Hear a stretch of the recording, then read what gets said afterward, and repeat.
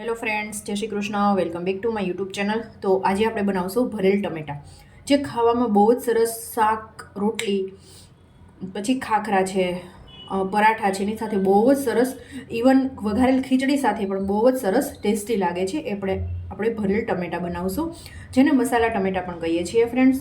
તો ચલો આજની રેસીપી સ્ટાર્ટ કરીએ ફ્રેન્ડ્સ. રેસીપી પસંદ આવે તો વિડીયોને લાઇક, શેર અને સબસ્ક્રાઈબ કરવાનું બિલકુલ ભૂલતા નહીં. તો ચલો આજની રેસીપી આપણે સ્ટાર્ટ કરીએ.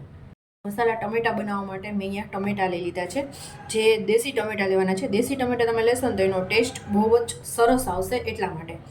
અને અહીંયા છે ને મેં 1 કપ ચોખાના પૌવા લઈ લીધા છે અને સારી રીતે વોશ કરી લેવાના છે. અને અહીંયા મેં પેનમાં નાની 1 ચમચી તેલ લઈ લીધું છે.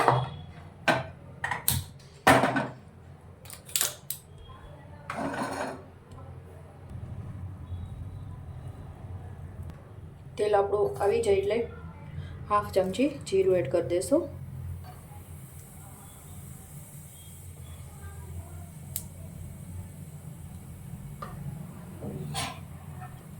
અને અહીંયા મેં ગરમ મસાલો અને હિંગ લઈ લીધી છે, એડ કરી દઈશું. પછી આપણે જે પૌવા વોશ કરેલા છે એડ કરી દઈશું.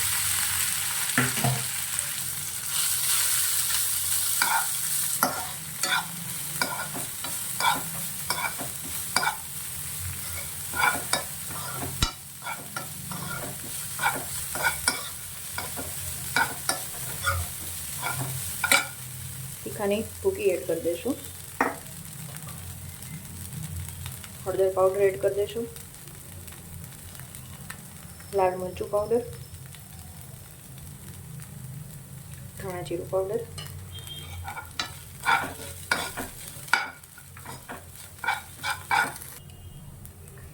હાફ ચમચી આમચૂર પાવડર, નાની 1/2 ચમચી ખાંડ. આપણે આમચૂર પાવડર એડ કરેલો છે, એને બેલેન્સ રાખવા માટે આપણે ખાંડ એડ કરવાની છે.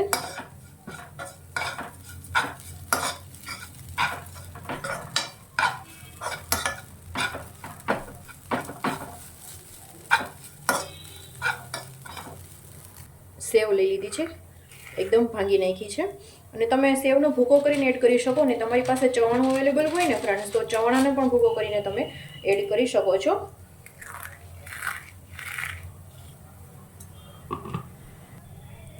ટેસ્ટ પ્રમાણે નિમક એડ કરી દઈશું.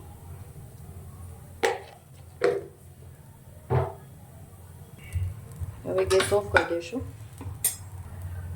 અને ધાણા ભાજી એડ કરી દઈશું.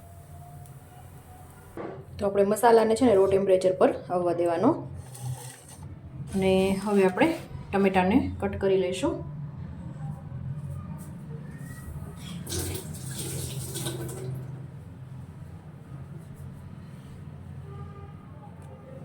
તો આ રીતે આપણે 4 ભાગથી કટ કરી નાખશું.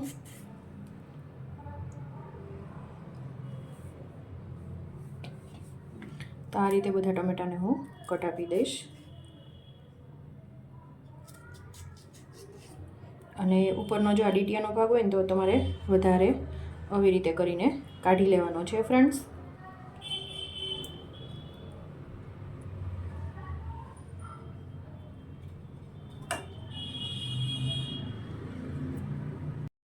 જો આ રીતના કટ કરી લીધું છે ફ્રેન્ડ્સ. હવે વચ્ચે આ મસાલો છે આપણે ફિલ કરી દઈશું. બહુ જ સરસ ટેસ્ટી લાગે છે ફ્રેન્ડ્સ.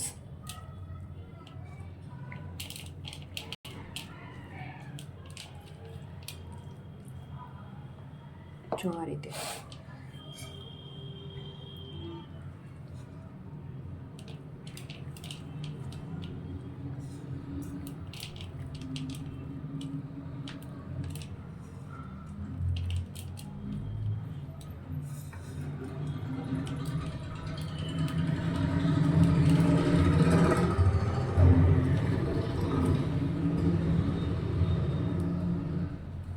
ફ્રેન્ડ્સ, મસ્ત મજાના આપણા ભરેલ ટમેટા બનીને રેડી થઈ ગયા છે.